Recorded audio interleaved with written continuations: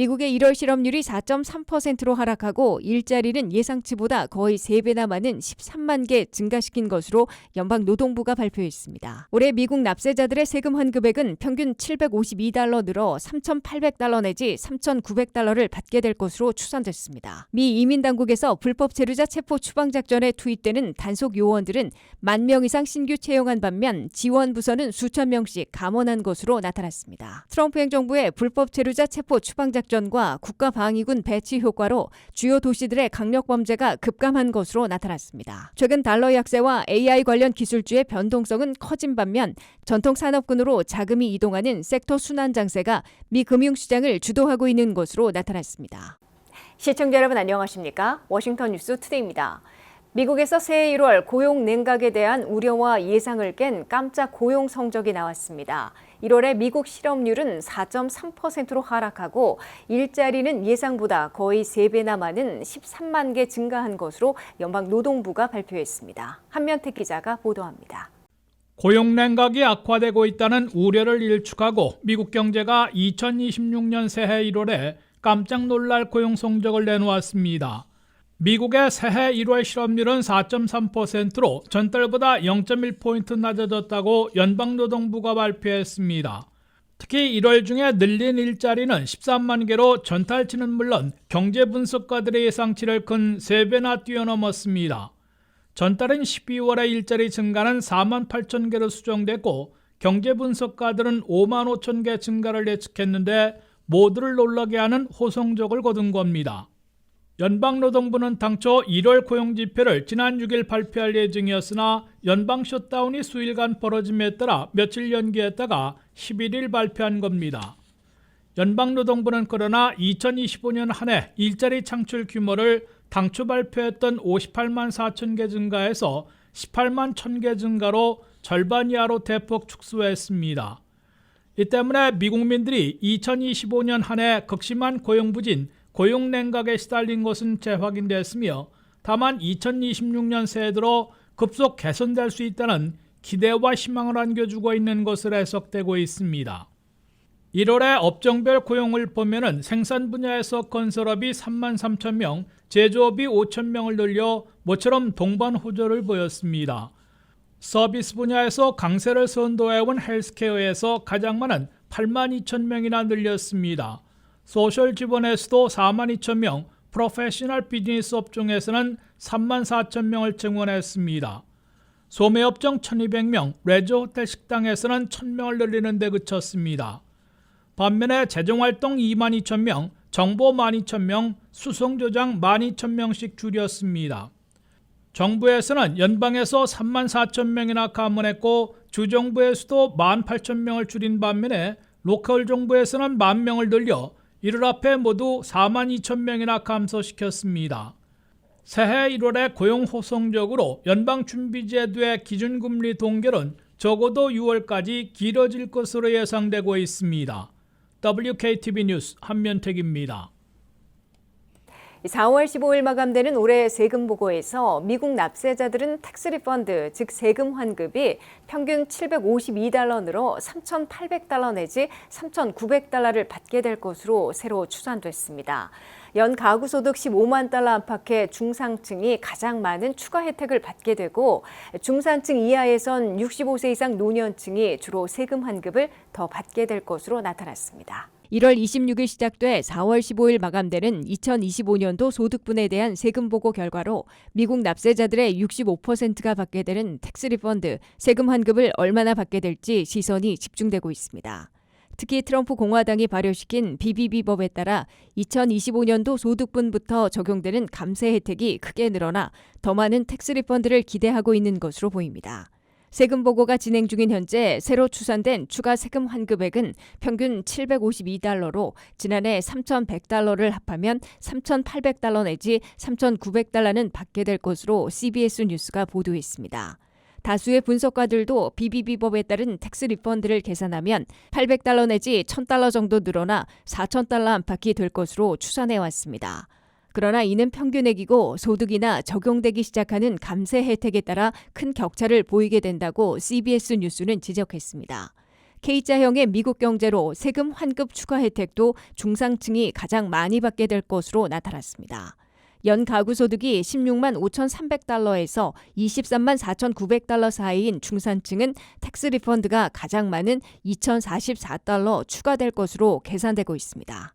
이어 연 가구 소득이 10만 1,000달러에서 16만 5,300달러 사이이면 1,401달러가 추가될 것으로 추산되고 있습니다.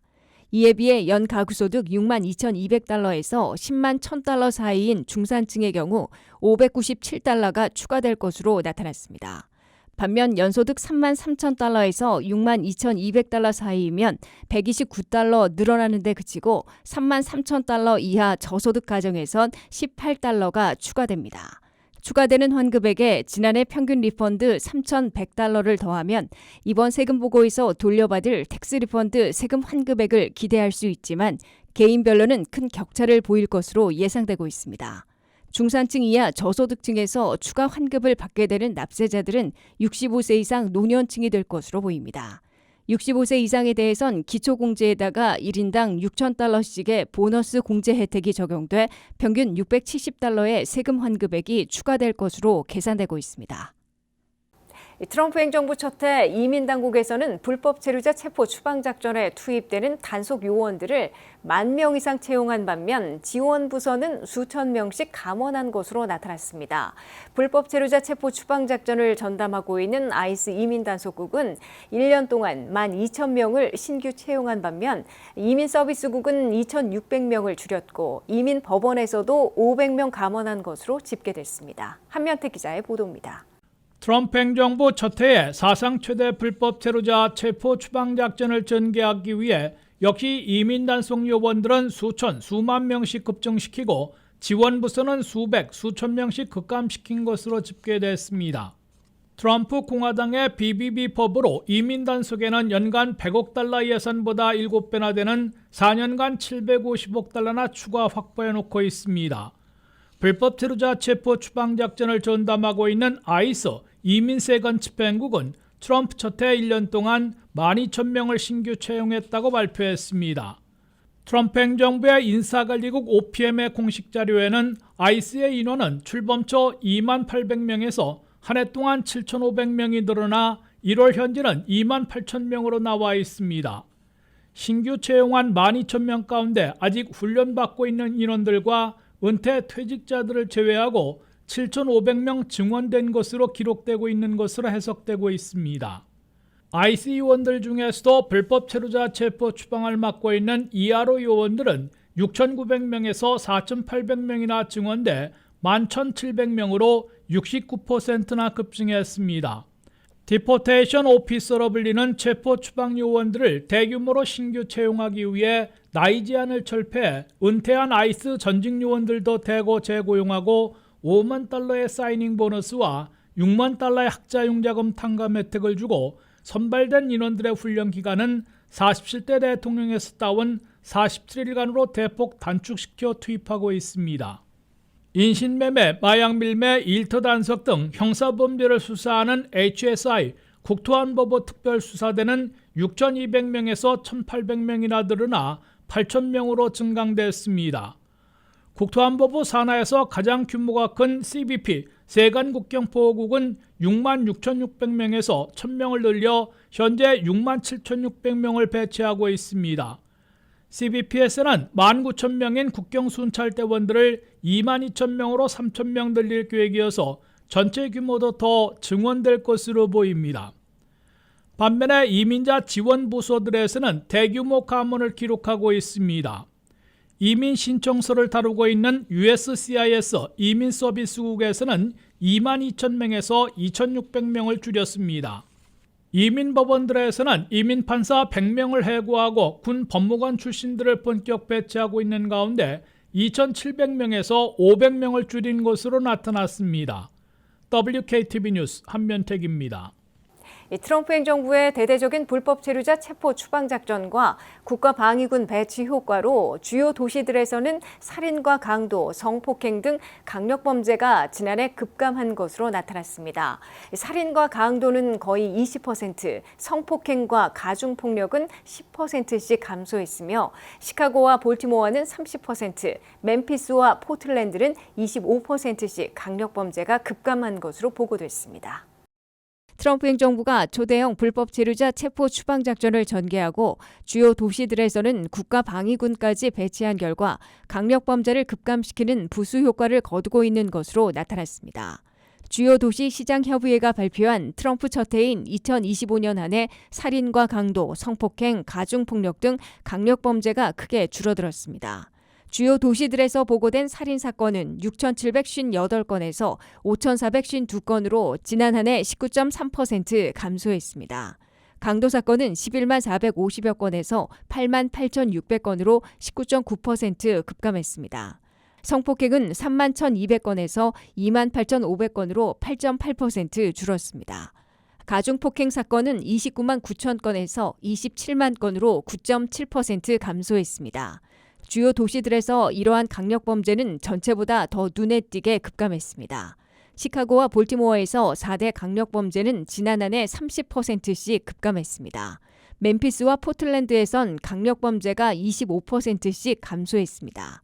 살인 사건이 가장 많이 급감한 곳은 플로리다 올랜도로 무려 58.3%나 급감했으며 플로리다 템파에서도 52.8%나 감소했습니다. 메릴랜드 프린스 조지스 카운티에서의 살인사건도 지난해 40.6% 급감했습니다. 살인사건 감소를 보면 워싱턴 DC는 32.1%, 볼티모어는 31.4%나 기록했습니다. 한인들이 많이 살고 있는 버지니아 펠팩스 카운티 경찰서 관할에서는 지난 한 해 살인사건이 14건에서 12건으로 줄어든 것으로 보고됐습니다. 강도는 443건에서 360건으로 감소했고 성폭행은 109건에서 93건으로 줄어들었습니다. 가중폭행만 642건에서 784건으로 늘어난 것으로 보고됐습니다. 트럼프 대통령은 대대적인 불법 체류자 체포 추방 작전이 펼쳐지고 워싱턴 DC와 같은 대도시들에 국가방위군까지 배치해 강력 범죄를 급감시키는 효과를 거두고 있다고 강조해왔습니다. 최근 달러 약세와 인공지능 관련 기업에 대한 매도세라는 두 가지 흐름이 미 금융시장을 주도하고 있습니다. 달러는 수출 확대와 경제 성장에 긍정적이지만 증시에서는 AI 관련 기술주가 변동성을 보이는 반면 전통 산업군에서는 자금이 몰리는 순환매 현상이 나타나고 있습니다.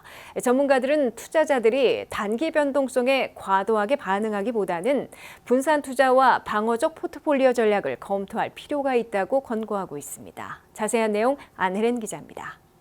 달러 약세가 지속되는 가운데 AI 관련 기술주 중심의 변동성이 커지고 전통 산업군으로 자금이 이동하는 섹터 순환 장세가 미국 금융시장을 주도하고 있습니다.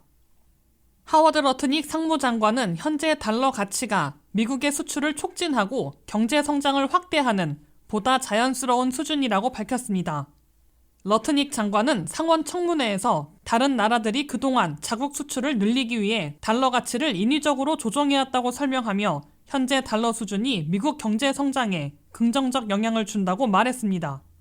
러트닉 장관은 지난해 4분기 미국 국내 총생산의 성장률이 5%를 넘어섰고 올해 1분기에는 6%를 상회할 수도 있다고 전망했습니다. 앞서 도널드 트럼프 대통령도 달러와 약세를 크게 우려하지 않겠다는 입장을 내놨으며 달러가 제 수준을 찾아가길 원한다고 언급했습니다. 반면 스콧 베센트 재무장관은 미국은 강달러 정책을 유지하며 외국인 투자 유치와 경제 안정성을 위해 달러 가치를 지지한다고 기존 입장을 확인했습니다. 달러 약세가 미국 경제와 소비자 물가에 미치는 영향은 제한적이라는 평가도 나오고 있습니다. 최근 연준과 백악관 경제자문위원을 지낸 스티븐 마이런 전 위원은 달러 약세가 실제로 소비자 물가를 크게 밀어 올리려면 훨씬 더 큰 변화가 필요하다고 말했습니다. 실제로 주요 6개국 통화 대비 달러 가치를 나타내는 달러 인덱스는 지난 1년 동안 약 7.7% 하락했습니다. 한편 미국 증시에서는 AI 관련 주식을 중심으로 한 공포 매도가 이어지고 있습니다. 블룸버그 통신에 따르면 투자자들은 AI 기술이 기존 기업들의 역할을 대체할 가능성을 우려하며 관련 종목을 서둘러 처분하고 있습니다. 최근 자산관리 업종에서는 AI 세무처리 도구가 각광받자 기존 기업들의 주가가 하루 만에 7% 이상 폭락하는 사례가 나타났습니다. 인기 소프트웨어 기업들 역시 AI 코딩 도구의 부상으로 매도세를 겪었습니다. 테크 업종 전반이 AI 관련 혁신 우려로 약세를 보이는 반면 AI와 관련성이 적은 전통 업종의 주가는 강세를 보이고 있습니다. 에너지, 소비재, 산업재, 소재 등 AI 면역 업종에 자금이 집중되는 순환매 현상이 나타나고 있으며 도이치방크 집계에 따르면 최근 미국 펀드들은 전통 업종에만 수주 사이 620억 달러가 몰려 작년 전체 유입액을 넘어섰습니다. 이는 투자자들이 높은 변동성과 AI 관련 불확실성 속에서 상대적으로 안정적이고 방어적인 수익을 추구하는 흐름으로 풀이되고 있습니다. 미국에서의 이런 매도세는 유럽과 아시아로 자금이 이동하는 계기가 되어 유럽 증시는 상승률 4.17%로 S&P 500 지수를 앞섰고 코스피 역시 올해 들어 24% 이상 올랐습니다. WKTV 뉴스 안혜린입니다. 이상으로 워싱턴 뉴스투데이를 마치겠습니다. 시청해주신 여러분 고맙습니다.